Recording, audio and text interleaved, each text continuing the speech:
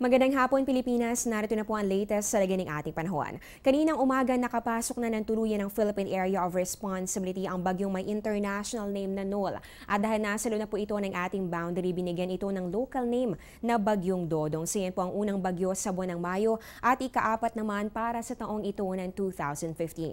Alas 11 ng umaga base po sa pinakahuling datos ng Pag-asa na mata ng Bagyong Dodong sa layong 905 kilometers east-northeast ng Surigao City. Kumpara po kanina lalo pa itong lumakas, taglay na ang maximum sustained winds na abot ng 140 kilometers per hour at pagbugsong abot naman ng 170 kilometers per hour.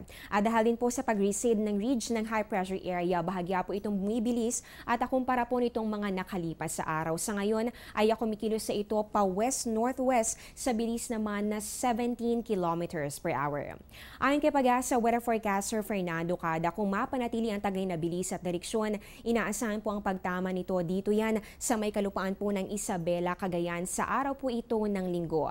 Dagdag pa ni Mr. Cada, maaring mamayang gabi o bukas po ng umaga ay magtaas na ng public storm warning signal number 1 dito yan sa Eastern Visayas and Bicol region dahil dito po inaasahang mararanasan ang epekto ng bagyo within the next 24 to 36 hours.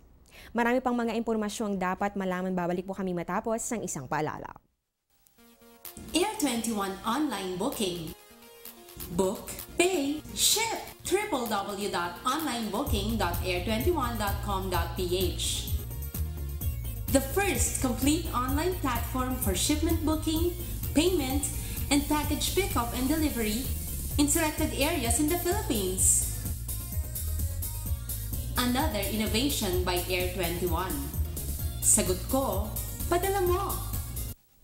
Sa ngayon, kahit nakapasok na po ng PAR ang bagyo, wala pa naman itong direktang epekto sa ating bansa, maliban na lamang sa mga kaulapang umaabot po dito sa Mindanao area, particular na dito sa Caraga at ganoon din po sa Davao Region. Dito po inaasahan ng maulap na kalangitan na magdadala ng may hina hanggang sa katamtamang pag-ulan at pagkidlat, pagkulog. Habang dito naman po sa atin sa Metro Manila at sa natitirang bahagi pa ng ating bansa, makakaranas naman po tayo ng generally fair weather. Asahan na lamang po ang mga pulupulong pag-ulan o pagkidlat, pagkulog mamayang hapon o kaya naman po ay sa gabi.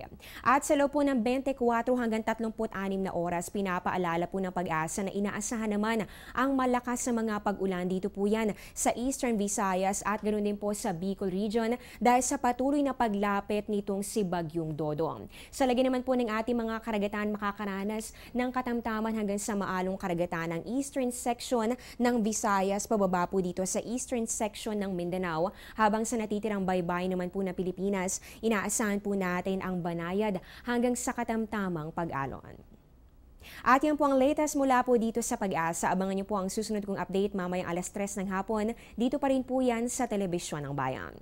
Ako po ang inyong weather lover, Amor La Rosa, na nagsasabing ang taong handa at mainahon, kayang lagpasan ang hamon ng panahon. Magandang hapon po sa inyong lahat.